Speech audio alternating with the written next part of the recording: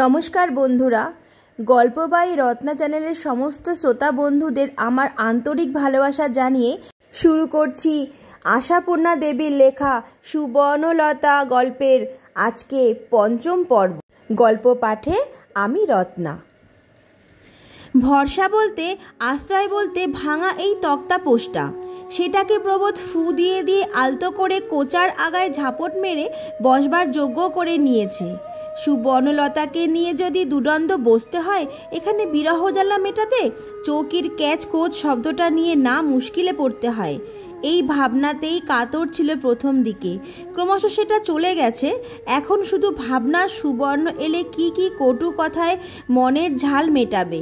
কি ভেবেছে সে নিজেকে মহারানী? তাই তীর্থের কাকের মতন রাস্তায় হ্যাংলা কুকুরের মতন হাঁপিত্তেশ করে বসে আছে প্রভাত। সে নাকি সুবর্ণের স্বামী, জগতের সেরা গুরুজন। জাপান থেকে চিরুনি আসে, তাতে পর্যন্ত লেখা থাকে পতি পরম গুরু। তার মানে তাদের দেশের মেয়েরাও এ উপদেশ শিরোধার্য করে, আর সুবর্ণ হিন্দুর মেয়ে হয়ে, বাঙালির মেয়ে হয়ে এই কষ্টটা দিচ্ছে স্বামীকে। প্রবোধ পারে না অমন পরিবারকে ত্যাগ করে দিতে? একবার যদি মায়ের কাছে মুখের কথাটি খসায় প্রবোধ, যদি বলে তোমার মেজ বউ তোমারই থাক মা, আমার দরকার নেই, আমার জন্য চিমটে আছে, লোটা আছে, গেরিমাটি আছে, মা দূর দূর করে বিদেয় করে দেবে না অমন অলক্ষী বউকে? আর ছেলেকে ঘরবাসী করতে নতুন করে মেয়ে দেখে বিয়ে দেবে না? ভেবে দেখে না এসব গরবিনী দেমাকি? নাকি ভাবে প্রবোধের আর বউ জুটবে না? পুরুষ বেটা ছেলে, আস্ত চারখানা হাত পা আছে, তার আবার বউয়ের অভাব? ত্যাগ দিতেই বা ছুতোর অভাব কি? মস্ত ছুতো তো রয়েইছে। মার নামে বদনাম তুললেই তো চুকে গেল। এতদিন মা ত্যাগ করা হয়নি কেন জানতাম না, ভেতরের কথা জানতাম না, ব্যাস। অদৃশ্যে সেই অপরাধিনীকে কাঠগড়ায় দাঁড় করিয়ে তাকে যথেষ্ট লাঞ্ছনা করতে থাকে প্রবোধ। যথেচ্ছ কটু কাটব্য করবে না কি করবে? মশার কামড়ে চাকা চাকা হয়ে গেছে সর্বাঙ্গ, ঘামতে ঘামতে লোনা হয়ে গেল দেহটা। এত জিনিস আছে ঘরে, এত জঞ্জাল, একখানা হাত পাখা নেই যেটা থাকলে নাকি প্রাণটা এমন ঠোঁটের আগায় আসতো না, আর হয়তো মেজাজ এত সপ্তমেও উঠতো না। কিন্তু নেই। একখানা ফাটা ছবির কাঁচ নিয়ে নেড়ে নেড়ে বাতাস খেতে গেল হতভাগ্য বেচারা। ঝনঝনিয়ে ভেঙে পড়ল সেটা। লাভের মধ্যে কাচের টুকরোর বিভীষিকা ছড়িয়ে রইল চৌকির ওপর। লক্ষ্মী ছাড়া মেয়ে মানুষটা আসুক একবার, আগে এই কাজগুলোর ব্যবস্থা করিয়ে তবে অন্য কাজ। রাখতে রাখতে হঠাৎ একসময় চোখে জলই এসে যায় প্রবোধের। শুধু কি ওই পাজি মেয়ে মানুষটা নিজের মা, তার শত্রু নয়? গর্ভধারিণী মা, আরও 3টে ছেলেও তো রয়েছে তার, আর কাউকে কেন্দ্র করে স্বপ্ন দেখতে পারলেন না? এই হতভাগ্য পেবই তার স্বপ্নে ঠাঁই পেতে হলো কেন? কোন অপরাধে? মা যদি ওই কিম্ভূত কিমার স্বপ্নটি না দেখে বসতেন, আজ কি এই দুর্গতি ঘটত প্রবোধের? 15-20 দিন উপসী রাত কাটাতে কাটাতে তবেই না এমন মরিয়া হয়ে উঠেছে প্রবোধ। বিনিদ্র রজনীতে মা আসেন গায়ে হাত বুলিয়ে দিতে, পাখার বাতাস করতে। কাটা ঘায়ে নুনের ছিটে, সেই নুনের ছিটের জ্বালায় মার পায়ে মাথা খুঁড়ে বলতে ইচ্ছা হয়, মা তোমার স্নেহ সংবরণ করো মা, মরার ওপর খাড়ার ঘা বসিও না। তা সত্যিই তো বলা যায় না, তাই সব আক্রোশ জমা হয়ে গিয়ে সেই ঘোমটাধারিণীর ওপর। এদিকে তো ঘোমটার ভেতরে খ্যামটা নাচ, শুধু স্বামীর বেলাতেই যত লজ্জা। সুবর্ণ যদি চালাকি চাতুরি খেলিয়ে একটু অগ্রণী হতো, এক আধবার কি সুযোগ জুটতো না?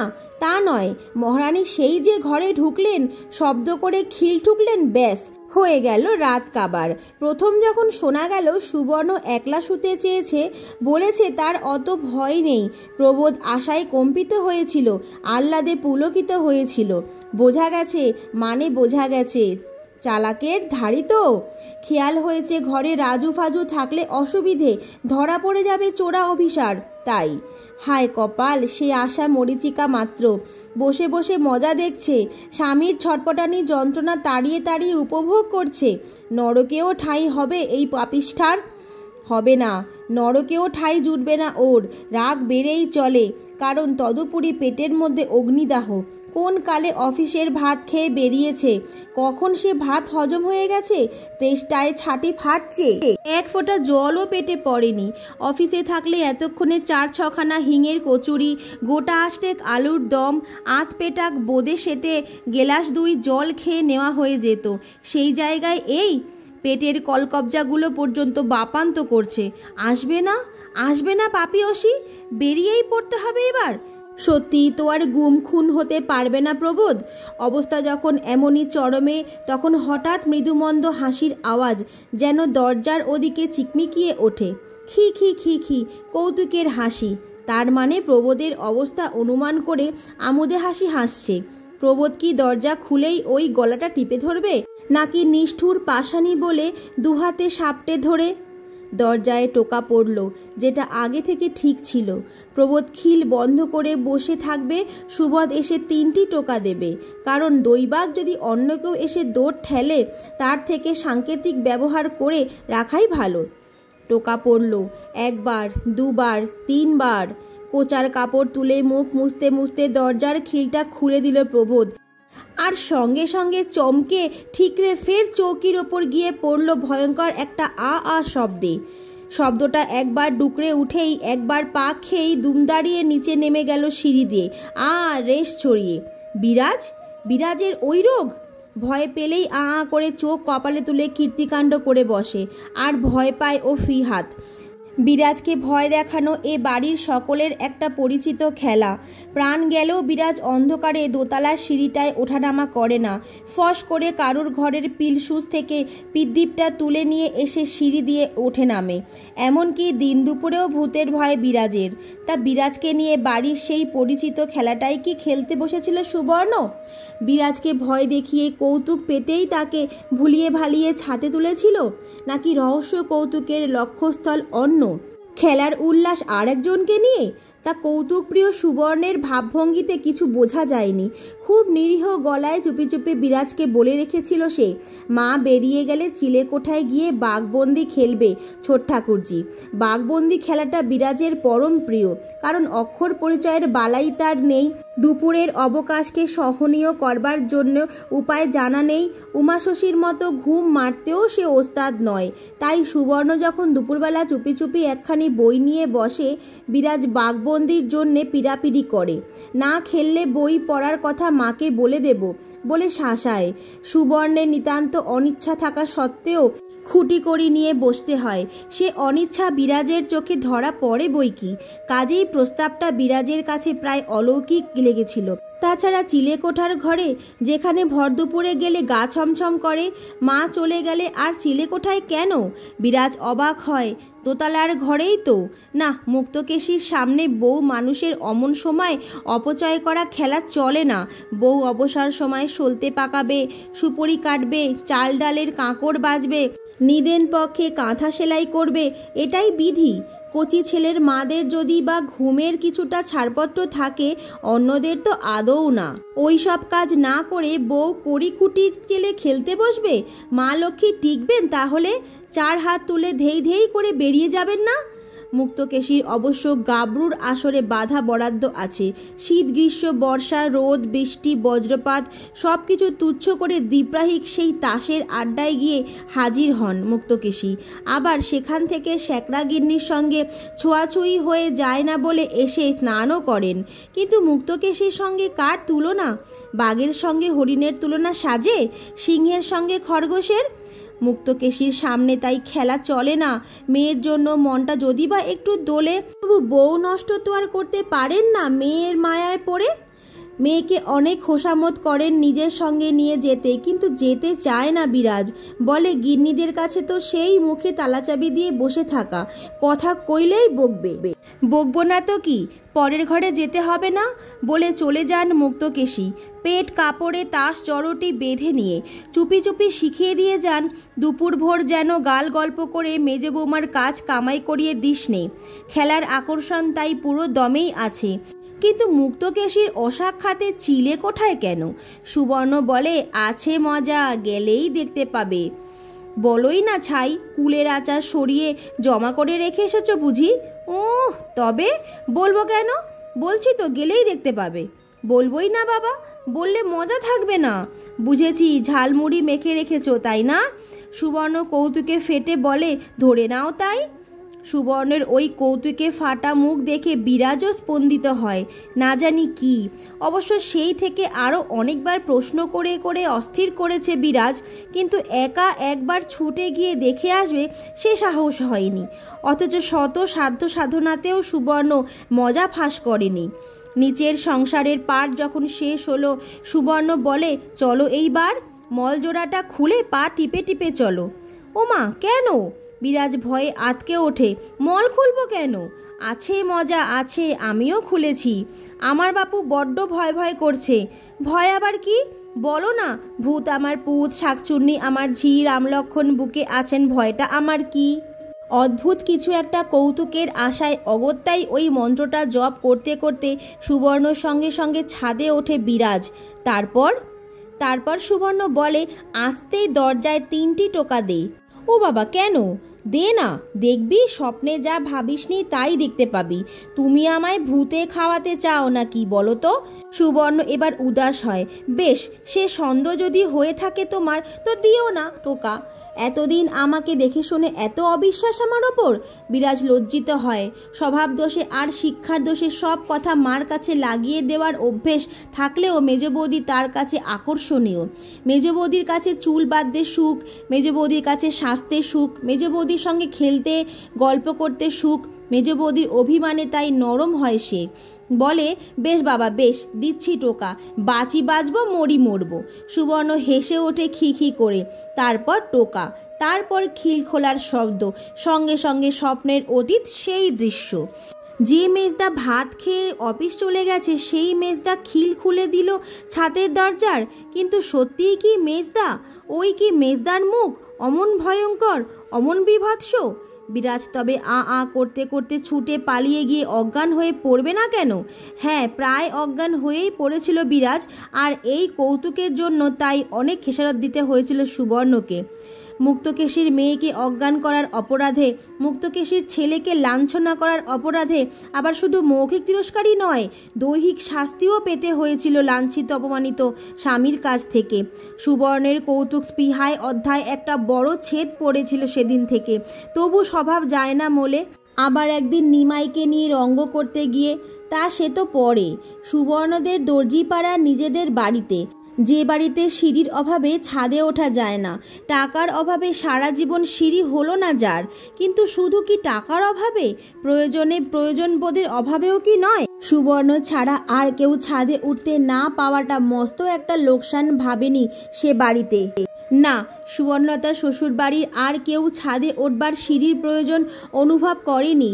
রান্নাঘরের নিচু ছাদটা তো রয়েছে দোতলায়, তাছাড়া উঠোনটাও তো রয়েছে অত বড়। এতে আর গেরস্তের কাপড় শুকোতে দেওয়া, বিছানা রোদে দেওয়া, কি বড়ি, আচার, আমসত্ত্ব, জারক লেবুর চাহিদা মিটবে না? মিটেছে, অনায়াসেই মিটেছে। সিঁড়ি থাকলেই বা কে ওই 3 তলার মাথায় উঠতে যেত ওইসব বোঝা বয়ে? সুবর্ণলতার সবই খ্যাপামি। বলে কি না, আমি বইব, তোমরা সিঁড়ি করো, দেখো সারা সংসারের সমস্ত ভিজে কাপড়, কাঁথা, বিছানার বোঝা বই নিয়ে যাব আমি। আচার, আমসত্ত্ব, বড়ি তাও তসর মটকা পরে দিয়ে আসবো, নামিয়ে আনবো। কাউকে সিঁড়ি ভাঙতে হবে না। কিন্তু ওর এই ক্লেশ শিকারের প্রতিশ্রুতিতেও উৎসাহিত হয়নি কেউ। খাওয়া নয়, পড়া নয়, কিনা ছাদে ওঠা, এর জন্য মানুষের খিদে তেষ্টার মতো ছটফটানি ধরেছে। এটা ন্যাকামির মতোই লেগেছে ওদের কাছে। ন্যাকামি ছাড়া আবার কি? এক টুকরো বারান্দা, ছাদে উঠবার একটা সিঁড়ি, এই যে আবার মানুষের পরম চাওয়ার বস্তু হতে পারে, এ ওদের বুদ্ধির অগম্য। বরং সুবর্ণলতার স্বামী তীক্ষ্ণ বুদ্ধির কাছে আসল তত্ত্বটা ধরা পড়েছিল। সুবর্ণলতার এই আকুলতার পিছনে যে কোনো মনোভাব কাজ করছে তা আর বুঝতে বাকি থাকেনি প্রবোদের। ছাদে উঠে 5 বাড়ির জালনার বারান্দায় উকিঝুঁকি দেওয়ায় সুবিধে, নিজেকে আর 10 জোড়া উকিঝুঁকি মারা চোখের সামনে বিকশিত করা সুবিধে, আর বিশ্বাস কি যে ঢিল বেঁধে চিঠি চালাচালির সুবিধাটাও নয়।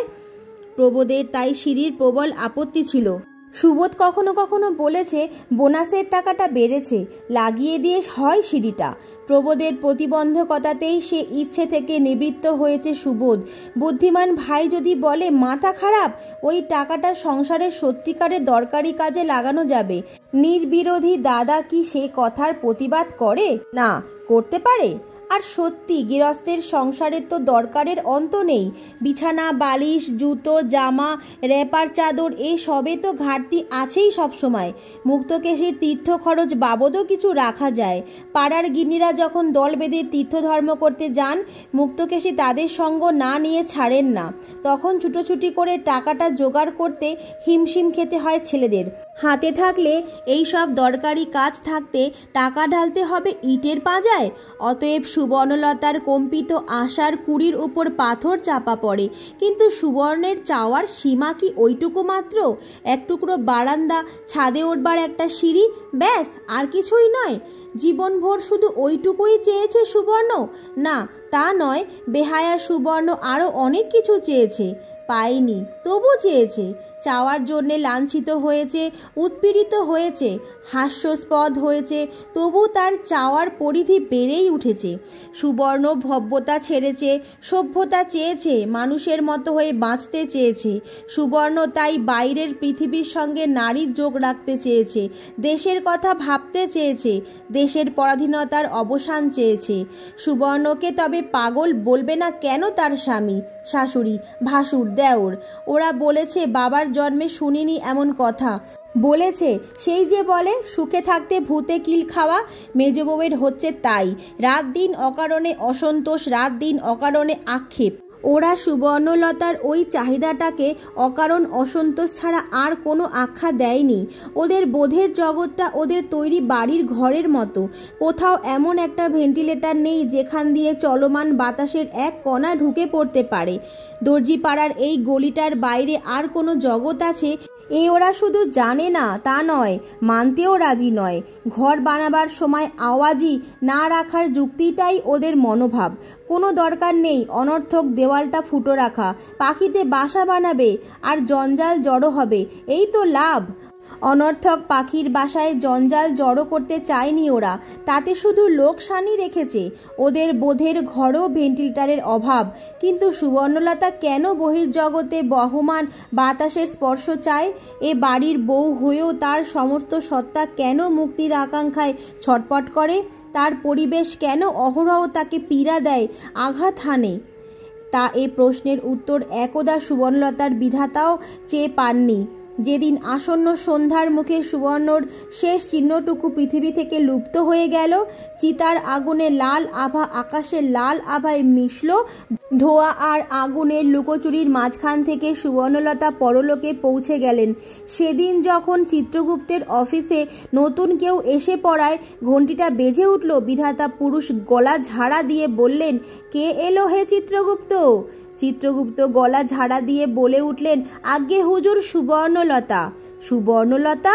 কোন সুবর্ণলতা? কাদের ঘরের? আজ্ঞে হুজুর, বামুনদের।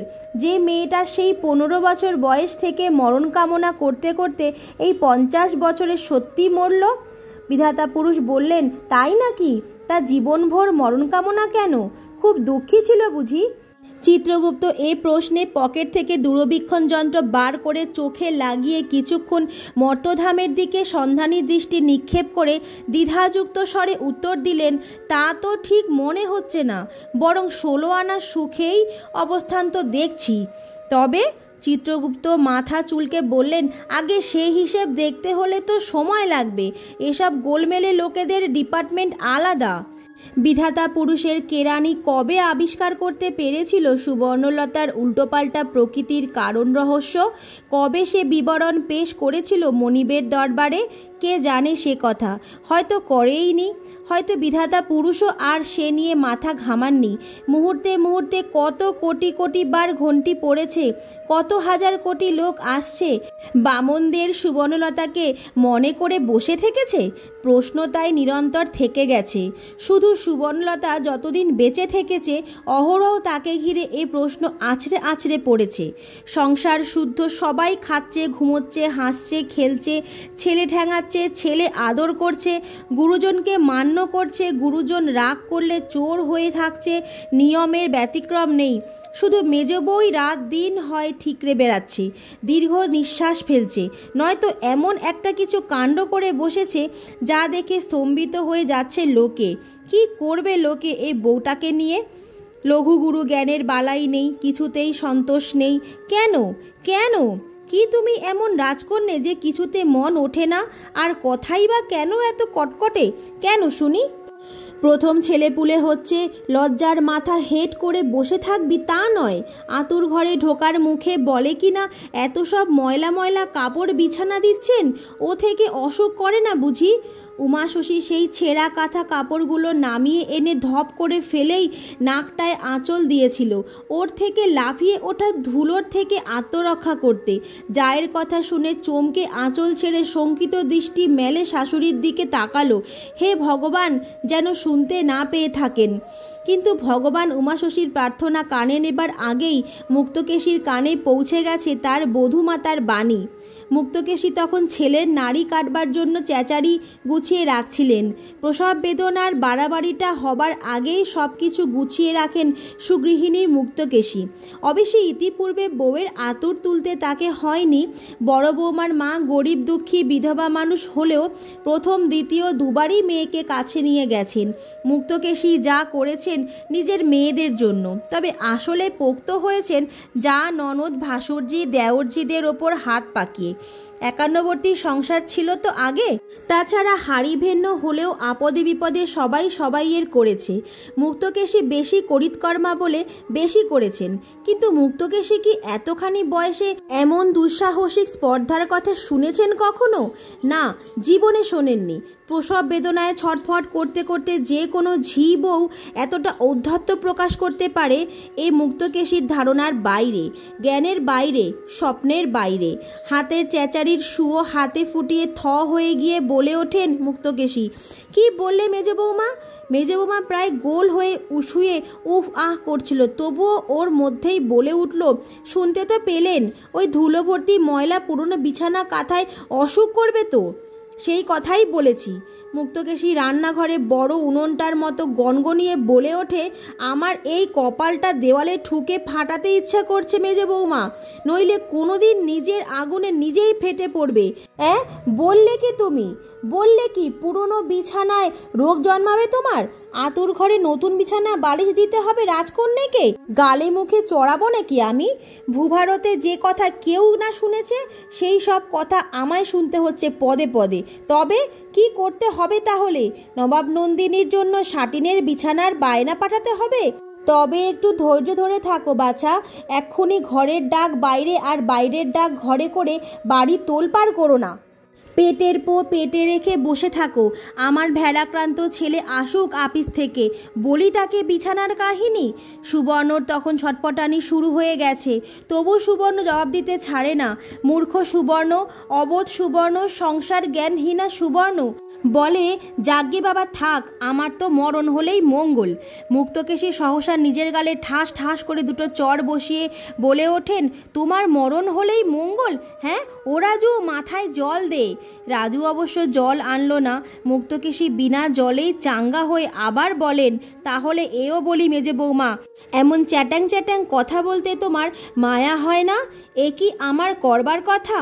প্রথম পোয়াতি শ্বশুর ঘরে আতুর পেতেছ, শুনেছ কখনো? না দেখেছ কখনো? বলি মাই না হয় তোমার কুলের ধ্বজা, বাপ মিনসে তো আছে, বাপ আছে, ভাই ভাজ আছে, কাছের গোড়ার একটা পিসি রয়েছে শুনেছি, নিয়ে যেতে পারলো না? নতুন শাটিন মকমলের বিছানায় শুয়ে আতুর তুলতো বাপ।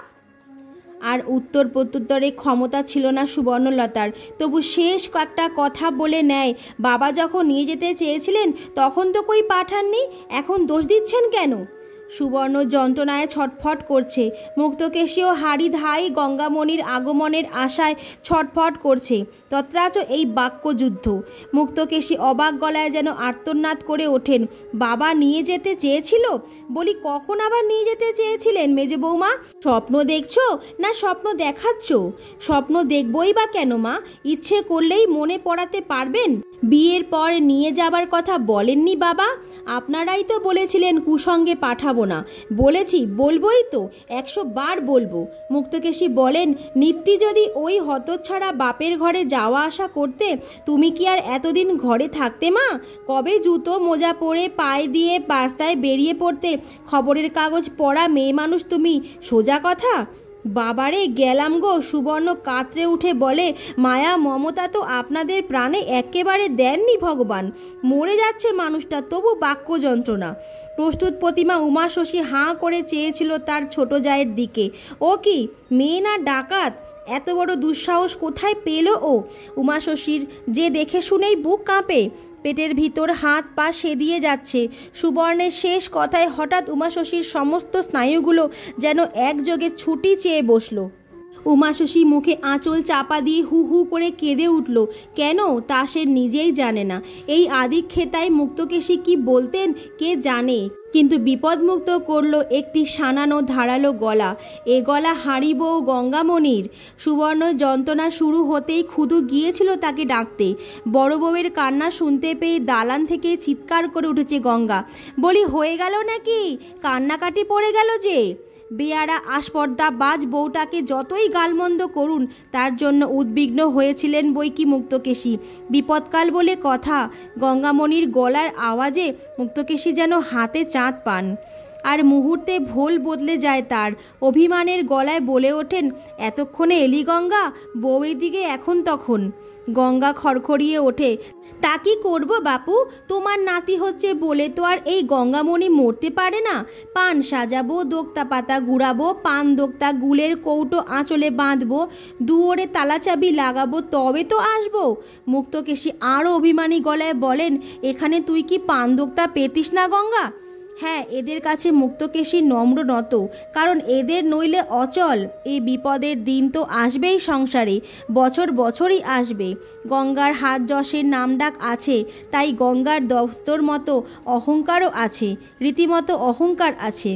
এতটুকু এদিক ওদিক হলেই খড়খড় করে 5 কথা শুনিয়ে দেবে, তেমন রাগ হলে প্রসূতিকে ফেলে চলে যাবে, নয়তো ইচ্ছে করে অবস্থা খারাপ করে দেবে। তাই তোয়াজ করতেই হয়। তাই গদগদ গলায় বলতে হয়, কুড়ি পান খাবি? খা না। খাবো, 5 পান খাবো। আগে তোমার নাতিকে পৃথিবীর মাটি দেখাই। কই গো বড় বৌমা, 1 খুঁড়ি গরম জল করে দাও দেখি। হ্যাঁ গা, তুমি কাঁদছো কেন? শাওরির গাল খেয়েছো বুঝি? তা খেতে পারো, যা দজ্জাল শাওরি তোমার। নাতি হলে ঘড়া বার করতে হবে, বুঝলে গিন্নি? ও কমে ছাড়বো না। গঙ্গামণি এসব চোটপাট কথা মুক্তকেশীর গা সহা, তাই মুক্তকেশী চোটে ওঠেন না। চেষ্টা করে হেসে বলেন, আচ্ছা নাতি আনতো আগে। হবে তো একটা মেয়ের ঢিপি, বুঝতেই পারছি। মেয়ে হলেও গামলা। মেজো খোকার এই পেথম, তা মনে রেখো। গঙ্গামণি অতঃপর তার নিকষ কৃষ্ণ বিপুল দেহখানি নিয়ে আসরে ওঠে। গরম দুধ দাও দেখি, একটু গরম দুধ দাও, জোর আসবে দেহে। ন্যাকড়া কানের পোটলা কই গো? বালিশ আছে? চেঁচারি মজুত রাখো হাতের কাছে। বলি, মেজো বৌমা, অমন হাত পা ছেড়ে দিয়ে নীলবর্ণ হয়ে আছো যে? বুকে বল আনো, পেরানে সাহস আনো। কষ্ট নইলে কি আর কেষ্ট মেলে? কষ্ট নইলে কেষ্ট মেলে না। অতএব কেষ্ট চাইতে হলে কষ্ট করতেই হবে। কিন্তু শুধু যদি কষ্টই ওঠে ভাগ্যে, কেষ্টটি না মেলে? মুখপাত প্রথম সন্তান হলো কিনা মাটির ঢিপি এক মেয়ে, ছি ছি। মুক্তকেশী ক্রুদ্ধ গলায় বলে ওঠেন, জানতুম গামলা পাবি না কচু পাবি। চলেছিল জমে মানুষে টানাটানির পালা। দীর্ঘ সময় এই কষ্ট, হয়রানির উদ্বেগ, উৎকণ্ঠা, তার ফলাফল কিনা একটা মেয়ে। শাঁখ বাজবে না জেনেই বোধ করি চিলের মতো চেঁচানির সাহায্যে পৃথিবীতে নিজের আগমন বার্তা নিজেই ঘোষণা করেছে। গঙ্গামণিও যেন অপ্রোধিত হয়। নাতির ছলনা দেখিয়ে অনেক কথা বলে নিয়েছে। সত্যিই নাতিটি হলে মুখ থাকতো। এই তো মুক্তকেশী বলে উঠলেন, তুমি আর সঙ্গের মতো শাক হাতে নিয়ে দাঁড়িয়ে থেকো না বড় বৌমা, তুলে রেখে দাও গে। চেঁচানির শব্দ শুনেই বুঝেছি আসছেন একখানি নিধি। সুবর্ণ এত কথা শুনতে পায় না। সুবর্ণ যেন চৈতন্য আর অচৈতন্যের মধ্যবর্তী একটা অবস্থায় নিমজ্জিত। সুবর্ণ যেন দেখতে পাচ্ছে সুবর্ণের মা এসেছে মাথার কাছে, বলছে, ছেলে মেয়ে দুই সমান, সুবর্ণ হেলা করিস না। সুবর্ণ হাত বাড়িয়ে মাকে ধরতে যায়, পারে না। হাত তুলতে পারলো না বলে না, মা হারিয়ে গেল বলে। হারিয়ে গেল? সুবর্ণ আর তার মায়ের সে দীর্ঘ ছাদের উজ্জ্বল মূর্তিটি দেখতে পেল না। শুধু সুবর্ণের সমস্ত প্রাণটা হাহাকার করতে থাকে। সুবর্ণ কি স্বপ্ন দেখছিল? নাকি সুবর্ণ অসহায় বাসনাটুকু কল্পনার মায়ের মূর্তিখানি গড়ে সুবর্ণকে ছলনা করতে এলো? কিন্তু মাকে কি সুবর্ণ এত বেশি মনে করে? মার উপর একটা রুদ্ধ অভিমান, সেই যে স্মৃতির দরজা বন্ধ করে রেখেছে। সুবর্ণর যে ওদের সংসার ছাড়াও একটা অতীত ছিল, ভুলে থাকতে চেয়েছিল সে কথা। হঠাৎ সেই অচৈতন্য লোক থেকে যেন জেগে উঠল সুবর্ণ, আর ঠিক সেই মুহূর্তেই যেন ধাক্কা খেলো আবার সেই কাহিনী, সেই কথা আবার গঙ্গামণিকে বিশদ করে বলতে ইচ্ছে করছে মুক্তকেশীর। হ্যাঁ, মুক্তকেশীরই গলা, শ্রোতা গঙ্গামণি। বন্ধুরা, আজ তবে এখানেই টানলাম দাড়ি। তোমাদের সঙ্গে আমার দেখা হবে আবার আগামীকাল রাত ঠিক 9টার সময়। ততক্ষণ প্রত্যেকে ভালো থাকো, আর ভুল ভ্রান্তি কিছু হয়ে থাকলে আমায় নিজ গুণে মাপ করে দিও। নমস্কার।